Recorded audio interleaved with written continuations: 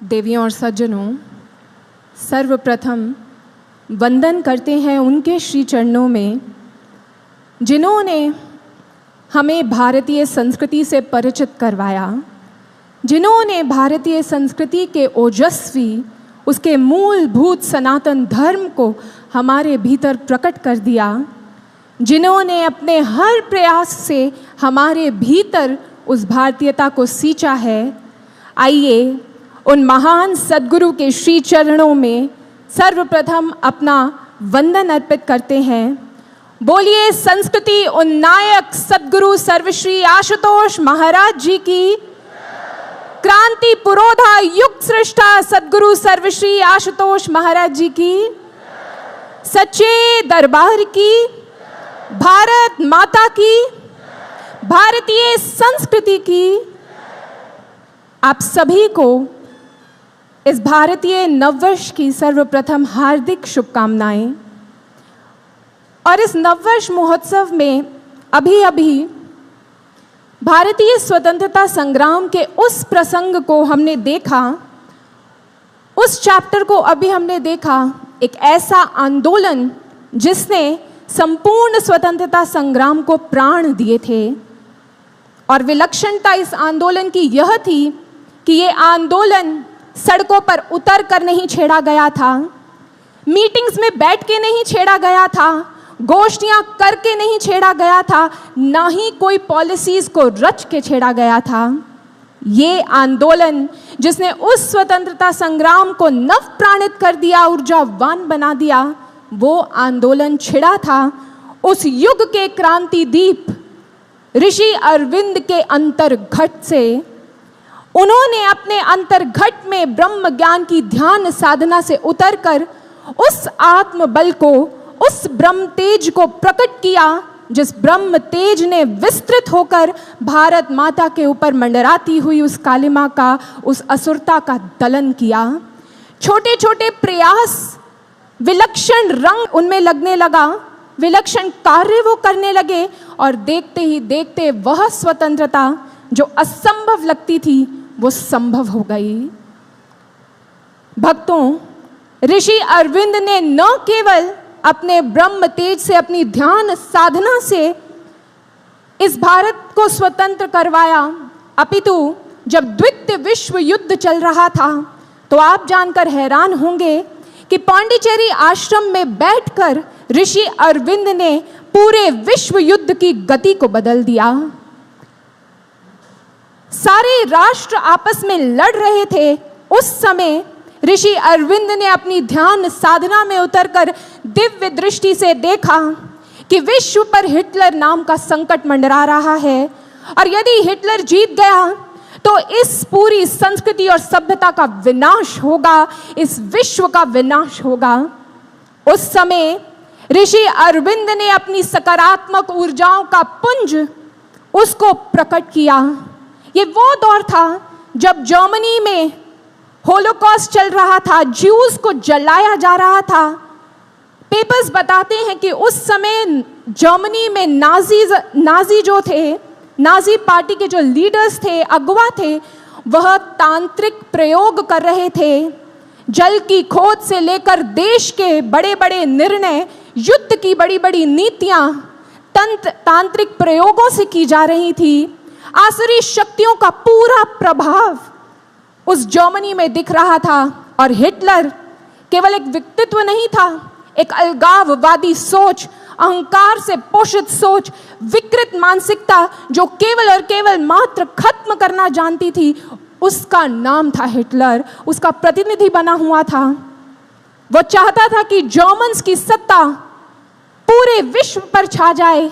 उसकी सोच थी कि जर्मन्स एक सुपीरियर रेस हैं, और वो सुपीरियर रेस ही इस पूरे विश्व पर अधिकार रखने का सामर्थ्य रखती है, उसका अधिकार है।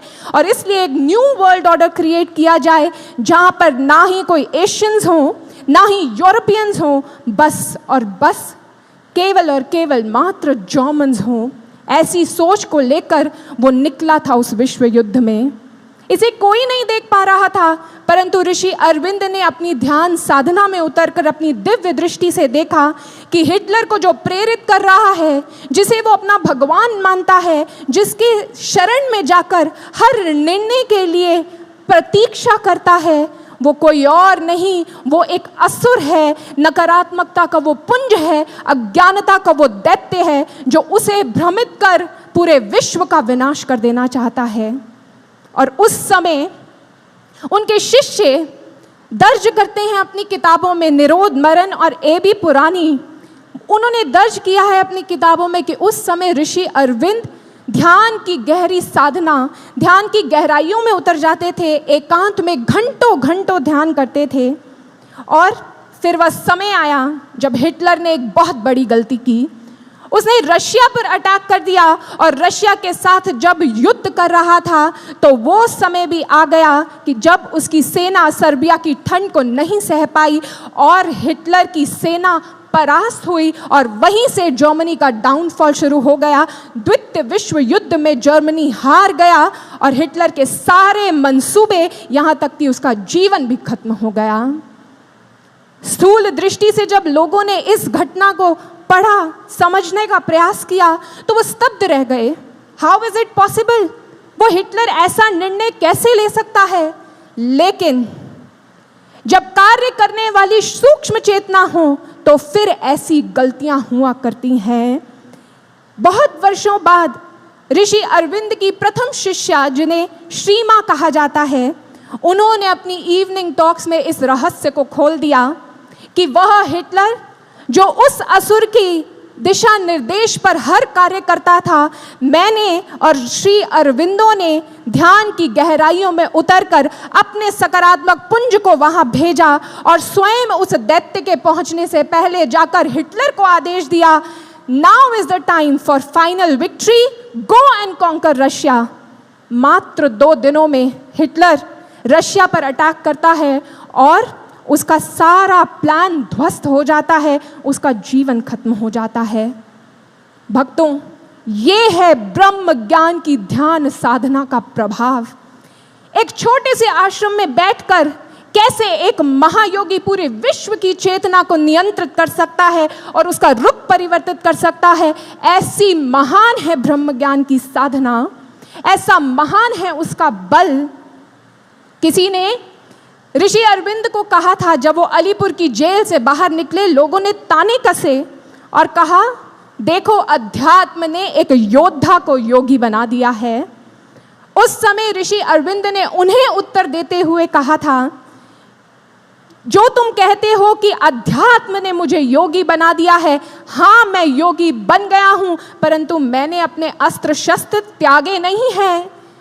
उस ब्रह्म ज्ञान की साधना से, उस योग साधना से मैंने अपने अस्त्र शस्त्रों को और भी तीक्ष्ण कर लिया है और अब मेरे अस्त्र शस्त्र ऐसे बन गए हैं कि वो सीधा जाकर मर्म स्थल को भेदेंगे, उस लक्ष्य को पूरी तरह भेद कर संकटों को जड़ों से खत्म कर देंगे। और उन्होंने अपनी इस बात को प्रूव करके दिखाया उस योग साधना से विश्व में परिवर्तन और भारत की चेतना का जागरण, भारत की स्वतंत्रता को भी साकार कर दिया। भक्तों, ये बात सुनकर आपको अवश्य ही आश्चर्य हो रहा होगा, साधकों के मन में ये उत्साह जाग रहा होगा कि क्या साधना से ऐसा हो सकता है, हम कैसे इसे कर पाएं।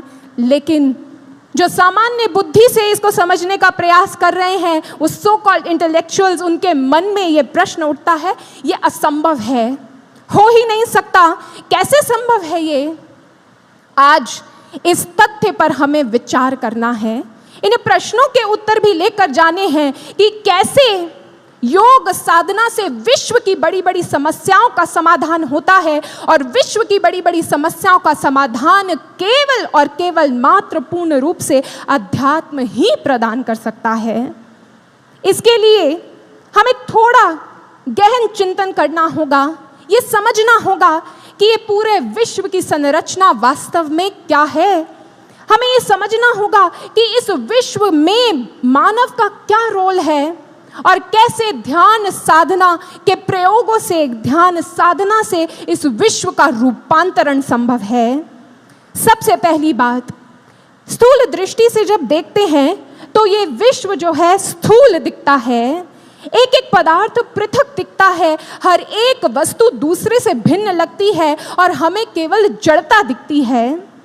परंतु हमारे ऋषि मनीषियों ने वर्षों पूर्व हमारे ग्रंथों में उद्घोष किया था कि ये जो स्थूल जगत तुम देखते हो ये स्थूल नहीं, अपितु ये शक्ति का लास्य है। शक्ति, क्रीड़ा, जगत सर्वम, ये पूरी सृष्टि वास्तव में एक ऊर्जा है। वो ऊर्जा जो पृथकता धारण करती है अपनी इच्छा से। और आज इस तथ्य को हमारे वैज्ञानिक भी अब मानते हैं। एल्बर्ट आइंस्टाइन ने अद्भुत खोज की और इस बात को रख दिया विश्व के सामने that all this world is energy. ये पूरा विश्व जो है एक ऊर्जा का प्रवाह है।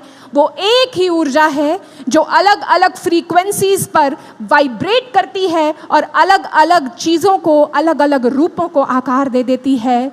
यो बाहर से देखने में पृथकता लगती है, परंतु ये पूरा विश्व, समस्त विश्व एक ही ऊर्जा से उत्पन्न हुआ है और अपने मूल में एक रूपता में ही स्थित है। परंतु सामान्य नजरें इस तथ्य को देख नहीं पाती। इसीलिए आज हमारे वैज्ञानिक इस पर शोध कर रहे हैं कि किस प्रकार से हर एक मानव जो है वो एक सूत्र में बंधा है। अब इस पूरी सृष्टि में ये जो ऊर्जा है मुख्य रूप से दो रूपों में प्रवाहित हो रही है, सकारात्मक और नकारात्मक, पॉजिटिव और नेगेटिव, कंस्ट्रक्टिव और डिस्ट्रक्टिव। इसी को हमारे ऋषि मनीषियों ने सुर और दैत्य कहा, दानव और देव कहा। यही ऊर्जा दो रूपों में प्रवाहित हो रही है और जब ये सकारात्मक और नकारात्मक ऊर्जाएं बैलेंस में होती हैं तो हमारी सृष्टि प्रॉस्परस होती है, विस्तार को प्राप्त करती है। परंतु जब जब ये इक्विलिब्रियम डिस्टर्ब होता है, नेगेटिविटी बढ़ती है, नकारात्मकता बढ़ती है, तो फिर विध्वंस देखने को मिलता है। अब यहां पर आता है मानव का रोल। इस पूरी स्कीम में मानव ही प्रकृति द्वारा निर्मित एकमात्र ऐसा यंत्र है जो अपनी इच्छा से, जो अपने कार्यों से, जो अपने एक एक विचार से इस ऊर्जा मंडल में सकारात्मक और नकारात्मक ऊर्जाओं का प्रवाह कर सकता है।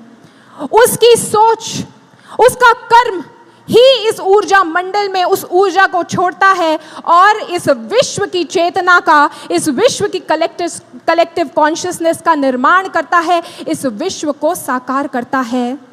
यूं ये बात सिद्ध हो गई है आज कि मानव अपने विचार से ही इस विश्व को, इस सृष्टि को, पदार्थ को आकार देता है।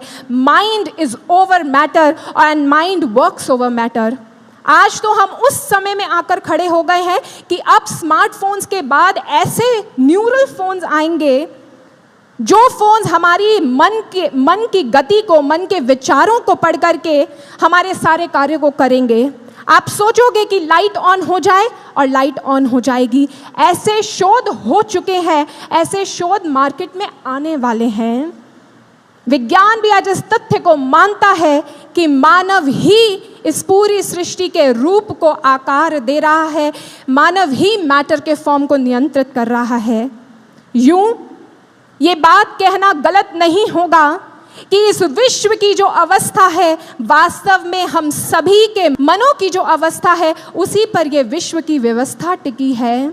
आज अगर विश्व में समस्याएं हैं, आज अगर विश्व में प्रॉब्लम्स हमें दिख रही हैं, अगर आतंकवाद, लड़ाई झगड़े, वॉर्स बढ़ रहे हैं, तो उसका कारण यह है कि मानव मन जो है नकारात्मक ऊर्जाओं का प्रवाह कंसिस्टेंटली छोड़ रहा है इस ऊर्जा मंडल में।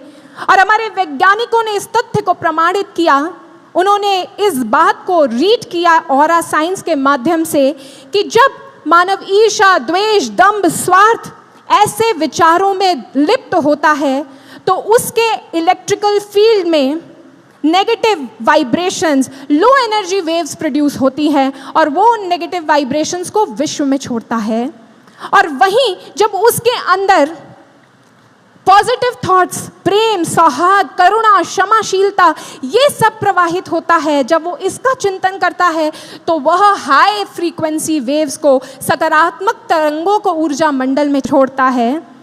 परंतु आज विश्व की स्थिति इस बात को समस्त रूप से प्रमाणित कर रही है कि मानव वर्षों से संकीर्ण दायरों में कैद होकर अपने स्वार्थों को पोषित करने के लिए ईर्ष्या, द्वेष और दंभ से पोषित हो, अपने भीतर की नकारात्मकता का चिंतन करते हुए इस ऊर्जा मंडल में नकारात्मक विचारों को छोड़ता आ रहा है। और उसी के कारण आज हम उस स्थिति में खड़े हैं जहां पर वो नकारात्मकता वापस हम पर गिर रही है, बाढ़ें आ रही हैं, आपदाएं आ रही हैं, वॉर की कगार पर हम खड़े हैं। आज इस समस्या का समाधान करने के लिए बहुत प्रयास हो रहे हैं। पूरा विश्व लगा है गोष्ठियों के माध्यम से, मीटिंग्स और चार्टर्स के माध्यम से, कैंपेन्स के माध्यम से कि विश्व में शांति आए, ये संकट टल जाए। परंतु वो संकट कैसे टलेगा? क्योंकि आज जितने भी प्रयास हो रहे हैं वो जानते हैं कैसे लगते हैं। वो प्रयास ऐसे लगते हैं कि जैसे एक समुदाय ने पता लगा लिया हो कि अंधेरे के कारण उनके जीवन में समस्या है और वह गोष्ठियों में करके ये बात कह रहे हो कि अंधेरा बुरा है, अंधेरे को बाहर निकाल फेंको, अंधेरे को खत्म करना होगा, अंधेरे में हम जी नहीं सकते। परंतु आप ही बताइए भक्तों, क्या अंधेरे को क्रिटिसाइज करने से, क्या उस अंधेरे में रहने के लिए संसाधन जुटा लेने से वो अंधेरा खत्म हो जाएगा? नहीं हो सकता, कभी नहीं खत्म हो सकता। अगर उस अंधेरे को खत्म करना है तो फिर बस एक छोटा सा कार्य करना है, एक दीपक जलाना है और वो दीपक के जलते ही अंधेरे का अस्तित्व समूल रूप से खत्म हो जाएगा।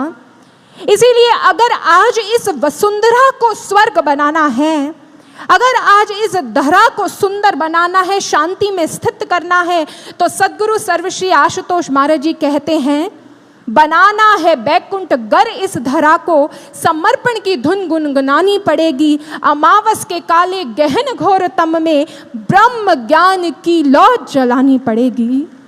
ब्रह्म ज्ञान का वो दीप ही है जिसके भीतर ऐसा सामर्थ्य है कि इस ऊर्जा मंडल में व्याप्त समस्त नकारात्मकता का वो समूल अंत कर सकता है, इतनी सकारात्मकता को पैदा कर सकता है कि ये नकारात्मकता संपूर्ण रूप से खत्म हो। क्योंकि केवल और केवल मात्र भारतीय संस्कृति ही ऐसी संस्कृति है जहां पर उस विज्ञान की खोज की गई और उसमें महारत हासिल की गई जिससे मानव के मन की नकारात्मकता को पूर्ण रूप से खत्म किया जा सकता है। और वह ज्ञान भारत के सनातन धर्म का प्रकटीकरण ब्रह्म ज्ञान का वो महाज्ञान है जिससे मानव को परिवर्तित किया जा सकता है, एक डायनामो ऑफ नेगेटिविटी को एक डायनामो ऑफ पीस में बदला जा सकता है। आज विश्व में कोई ऐसी टेक्नोलॉजी नहीं है, हम समझा सकते हैं, लोगों को समझा रहे हैं, परंतु उनकी नकारात्मकता खत्म नहीं हो रही, क्योंकि बातों से वो नकारात्मकता खत्म ही नहीं हो सकती। सकारात्मकता के पुंज से जुड़ने पर ही सकारात्मक ऊर्जा का प्रवाह हो सकता है। और उसके लिए एक ही टेक्निक है जिसके लिए पूरा विश्व भारत की ओर देखता है, और वह है भारत का ब्रह्म ज्ञान, India spiritual gift to the world. इसीलिए ब्रिटिश हिस्टोरियन और फिलोसोफर आर्नोल्ड जे टॉइनबी ने कहा, now it is becoming clear day by day that the chapter which had a western beginning, if it has to, it should have, it ought to have an Indian ending if it doesn't have to end in self-destruction. आज ये समझ आ रहा है, साफ है कि जो अध्याय वेस्टर्न सिविलाइजेशंस की ओर से शुरू हुआ है, ये कली काल में मटीरियल ग्रोथ का अध्याय, अगर हमें सेल्फ डिस्ट्रक्शन में, आत्महनन में, विनाश में इसे खत्म नहीं करना, तो भारत ही वो महासमाधान विश्व को देगा। और वो महासमाधान है ब्रह्म ज्ञान, मानव के रूपांतरण का, मानव के उत्कर्ष को हासिल करने का, मानव के महामानव बनने का वह समाधान। क्योंकि आज विश्व जो है, इसे भी एक छोटे से वैज्ञानिक तथ्य से हम समझेंगे। योगानंद परमहंस जी ने अपनी ऑटोबायोग्राफी के 40वें चैप्टर में लॉ ऑफ मिरेकल्स लिखा जिसमें वो समझा रहे हैं किस प्रकार से एक योगी एक स्थान पर रहकर पूरे विश्व को नियंत्रित कर लेता है, एक स्थान पर रहकर दूसरे स्थान पर भी प्रकट हो जाता है, पूरे विश्व को रूपांतरित करने का सामर्थ्य रखता है। उसमें वो बता रहे हैं कि ये कैसे संभव होता है। जिस सकारात्मक ऊर्जा की आज हमारे विश्व को ज़रूरत है, वो सकारात्मक ऊर्जा का प्रवाह कैसे पैदा हो। आज नकारात्मकता इतनी बढ़ गई है कि एक योगी के तप से भी बात नहीं बनने वाली। ऋषि अरविंद ने अकेले योग साधना की थी और हिटलर को रोका था। आज तो एक नहीं, दो नहीं, असंख्य ऐसे योगियों की आवश्यकता है जो इस पूरे विश्व मंडल की नकारात्मकता को ओवरराइड कर ले अपनी सकारात्मक ऊर्जा से।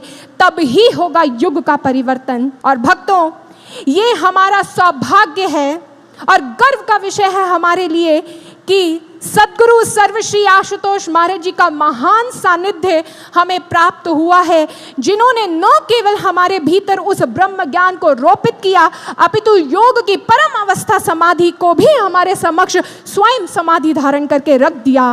भक्तों, लेकिन महर्षि का आह्वान है, ये समय हमारा आह्वान आज कर रहा है, जिन्हें उस ब्रह्म ज्ञान की दीक्षा मिली है, ये विश्व उसकी ओर देख रहा है और ये समय उन ब्रह्मज्ञानियों से मांग कर रहा है, उठ खड़े हो साधको, विश्व को नव प्राण दो, मोह निद्रा त्याग कर जाग कर श्रमदान दो। सो रहे थे कब से तुम यूं आत्म बल को क्षीण कर, सत्यता से फेर दृष्टि अस्तित्व को विच्छीन कर, आत्मदर्शन की शिला पर अब नया आकार लो, उठ खड़े हो साधको, विश्व को नव प्राण दो। छोड़ काम और वासना, बस शक्ति का विस्तार कर, अध्यात्म के प्रकाश से अज्ञानता का नाश कर, साधना के आधार पर सुचरित्र निर्माण हो, उठ खड़े हो साधको, विश्व को नव प्राण दो। स्वार्थ से परमार्थ पथ की यात्रा प्रारंभ कर, शक्ति को पहचान अपनी विश्व का कल्याण कर, शांति की नव स्थापना में स्वार्थ का बलिदान हो, उठ खड़े हो साधको, विश्व को नव प्राण दो। त्याग भय की भावना उत्कर्ष को अब प्राप्त कर, उत्साह और एकाग्रता से बड़ लक्ष्य को साध कर, हार संभव है नहीं, साथ जब पर ब्रह्म हो, उठ खड़े हो साधको, विश्व को नव प्राण दो। उठ खड़े हो साधको, विश्व को नव प्राण दो, मोह निद्रा त्याग कर जाग कर श्रमदान दो। ये समय हमारे उठने की प्रतीक्षा कर रहा है, ये समय हमारे श्रम की प्रतीक्षा कर रहा है। हमें उठना है इस विश्व के लिए, क्योंकि महर्षि ने एक बार कहा था, जिस शांति सौहार्द प्रेम बंधुत्व की मांग ये विश्व कर रहा है, ये तो वो फल है जो ब्रह्म ज्ञान के वृक्ष पर लगते हैं। महर्षि ने उस ब्रह्म ज्ञान के बीज को हमारे भीतर रोपित किया है।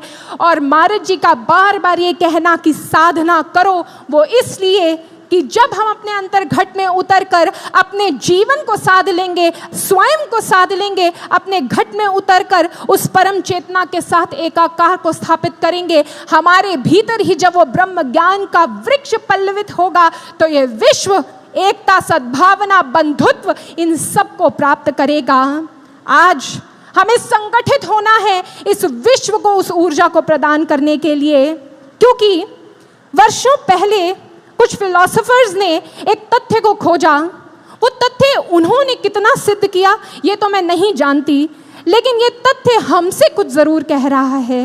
उन्होंने इस तथ्य को एक फॉर्मूला निकाला कि अगर इस कलेक्टिव कॉन्शियसनेस को पूरी तरह बदलना है, तो इस पूरे विश्व की 1% जनसंख्या का स्क्वायर रूट अगर कर दिया जाए और उतने लोग एक भावना से एक लक्ष्य पर एकाग्र होकर ब्रह्म ज्ञान की ध्यान साधना कर एक पूर्ण सद्गुरु के सानिध्य और कृपा से जब साधना रत होंगे, तो विश्व की चेतना में ऐसा उछाल आएगा और देखते ही देखते ये युग जो कलयुग की कालिमा में डूबा हुआ है, ये सत्युग के आनंद को प्राप्त करेगा। उनके प्रयोग कितने सत्य हुए मैं नहीं जानती, लेकिन यह आह्वान है हम सब के लिए। हम ही तो वो ब्रह्मज्ञानी साधक हैं जिन्हें सद्गुरु सर्वश्री आशुतोष महाराज जी ने ब्रह्म ज्ञान दिया है। और आज समय आ गया है जब हमें अपनी सामूहिक साधना और अपनी जीवन की शूद्रताओं का त्याग करके इस विश्व को नव प्राणित करना है, इस विश्व का प्राण है आत्मबल, अध्यात्म बल, उस ब्रह्म चेतना को अब जागृत करना है। ऋषि अरविंद ने यही कहा था, to bring back Satyug, bring back Brahma Tej and make it general, because in Satyug everyone had that Brahma Tej. आज सत्युग को लाना है तो अब अपनी अंतर चेतना में शिखर को छूना होगा। ये मांग समय हमसे कर रहा है भक्तों, समय की ये मांग है। आज ऋषि अरविंद जिनका प्ले हमने देखा, वो ऋषि अरविंद ने इस आध्यात्मिक ऊर्जा को कैसे प्रवाहित किया। जब उनके जीवन में विष्णु भास्कर लेले जी आए थे, उन्हें ब्रह्म ज्ञान की दीक्षा दी थी, उसके बाद ब्रह्म ज्ञान मिला तो ऋषि अरविंद ने भी एक संकल्प धारण किया, चाहे ये विश्व मेरा कितना भी मजाक उड़ा ले, चाहे उस नर्क के सारे दुख मुझ पर टूट पड़े, लेकिन मेरा ये संकल्प है कि मैं तब तक नहीं रुकूंगा जब तक मैं अपने लक्ष्य को प्राप्त नहीं कर लेता। मुझे उस अति मानसिक चेतना को, उस दिव्यता को खोजना है, अपनी महानता को सिद्ध करने के लिए नहीं, अपितु इस विश्व के कल्याण के लिए, इस माँ भारती के कल्याण के लिए। ऐसा संकल्प अब हमें भी लेना है। अब हमें भी इस संकल्प को धारण कर कर साधना करनी है कि चाहे ये देह सूख जाए, चाहे अस्थियों का पिंजर बन जाए, लेकिन तब तक नहीं उठेंगे जब तक अपनी उस ब्रह्म चेतना से एक नहीं हो जाते। क्योंकि जब तक हम नहीं जागेंगे, ये विश्व नहीं जागेगा। जब तक हम नहीं जागेंगे, परिवर्तन की वो लहर, उसको छेड़ना बाकी ही रहेगा। भक्तों, हमें महर्षि ने वो अवसर दिया है, उनके इस शांति के महायज्ञ में अपने जीवन की, अपनी साधना की, अपने श्रम की आहुति देने के लिए। इसलिए वो श्रम अब करना है, गहन ध्यान साधना का वो श्रम, और जन जन में इस ब्रह्म ज्ञान के विस्तार का वो श्रम जो इस विश्व को सत्युग जैसा आनंद प्रदान करे, उस नवयुग को साकार कर दे। अपनी वाणी को बस अंत में एक छोटी सी बात कहते हुए मैं विराम दूंगी। आप सब जानते हैं कि ओलंपिक्स में एक रेस होती है जिसका नाम होता है रिले। वो रिले रेस कोई एक व्यक्ति नहीं दौड़ता, एक पूरी टीम दौड़ती है। और उस रिले रेस में विक्ट्री कैसी होती है? एक आयरन का डंडा होता है, रॉड होती है, उस आयरन रॉड को जैसे बैटन कहा जाता है, एक खिलाड़ी दौड़ता हुआ दूसरे को, दूसरा खिलाड़ी तीसरे को, और तीसरा खिलाड़ी चौथे को देखता है, और चौथा खिलाड़ी फिनिश लाइन के पार उसे ले जाता है। अब भक्तों, जानते हैं यूं तो सारे खिलाड़ी बड़ी महत्वपूर्ण होते हैं उसमें, लेकिन जो फिनिश लाइन के पास खड़ा हुआ अंतिम खिलाड़ी होता है, उसको बहुत विशेष माना जाता है। जो सबसे फास्टेस्ट प्लेयर होता है उसे वहां खड़ा किया जाता है, और साथ में उसे ही बहुत तेज और सजगता से उस बैटन को अंत तक लेकर जाना है। अगर उससे चूक हुई तो पूरी टीम हार जाती है। मैं आपको ये क्यों सुना रही हूँ? क्योंकि कलयुग के परिवर्तन का ये महायज्ञ, ये भी एक रिले रेस की तरह है। न जाने कितनी विभूतियों ने बार बार जन्म लेकर इस कली काल की कालिमा को छेदा और भेदा। कबीरदास जी, मीराबाई जी, ऋषि अरविंद, स्वामी विवेकानंद, अनंत कलयुग में हुए वो संत जिन्होंने बार बार आकर इस मानवता को आश्वासन दिया, नहीं, उनके भीतर एक होप को जागृत किया कि ये कालिमा का अंत होगा और नवीन युग आएगा। करते करते करते एक से दूसरे को उन्होंने ये बैटन, ये आध्यात्मिक क्रांति का आयरन रॉड थमाया, और आज सद्गुरु सर्वश्री आशुतोष महाराज जी ने कली काल की इस प्रचंडता में आध्यात्मिक क्रांति की वही आयरन रॉड, वही बैटन हमारे हाथ में थमाई है। हम वो प्लेयर्स हैं जो इस कली काल के परिवर्तन की, कली काल की रीले की फिनिश लाइन के पास खड़े हैं। इसीलिए समझ लीजिए कितना ज़रूरी है हमारा जागरूक रहना, कितना ज़रूरी है हमारा अपने लक्ष्य के प्रति चिंतन करना, कितना आवश्यक और कितना महत्वपूर्ण अवसर सद्गुरुदेव महाराज जी ने हमें दिया है। अगर हमने अपना जीवन इस फिनिश लाइन के पार उस आध्यात्मिक क्रांति को की मशाल को ले जाने के लिए लगा दिया, तो फिर ये युग हमें याद करेगा, हमारा जीवन सफल हो जाएगा, हमारे परिवारों का जीवन सफल हो जाएगा, हमारी गुरु भक्ति अपने लक्ष्य को प्राप्त करेगी। यही हमारा शिष्य धर्म है और इसी शिष्य धर्म को निभाने का आह्वान हो चुका है। समय यहाँ है और ये नववर्ष की बेला नव संकल्प धारण करने के लिए हमें प्रेरित कर रही है कि अब हम उठें और हमारे गुरुवर का जो लक्ष्य है उसे भेद कर ही दम लें। उनकी कृपा से उस लक्ष्य की ओर सतत बढ़ते चलें और उनकी आध्यात्मिक क्रांति, नवयुग की नवस्थापना में अपनी छोटी छोटी लाठियां अवश्य लगा दें। ऐसे ही कुछ विचार महर्षि की प्रेरणा से आप सबके समक्ष रखने का ये सेवा मुझे मिली। आइए अंत में अब गुरुदेव के श्री चरणों में मन में संकल्प धारण करते हुए एक जोरदार जयघोष अर्पित करते हैं और आज जितनी भी प्रेरणाओं को हमने श्रवण किया, भजनों के माध्यम से, सत्संग के माध्यम से, इस प्ले के माध्यम से, इसे अपने हृदय में भरकर, इसे पीकर और इसे अपना जीवन बनाकर, इससे संकल्प लेकर कि आप नहीं रुकेंगे, नहीं थमेंगे, लक्ष्य को हासिल करके रहेंगे, इस कली काल की कालिमा का भेदन करके ही रहेंगे, इसी संकल्प को धारण करते हैं। बोलिए सद्गुरु सर्वश्री आशुतोष महाराज जी की, क्रांति पुरोधा युग प्रवर्तक सद्गुरु सर्वश्री आशुतोष महाराज जी की, सत्य सनातन धर्म की, सद्गुरु महाराज जी की, सच्चे दरबार की। जय श्री राम, जय श्री राम, जय जय श्री राम। धन्यवाद।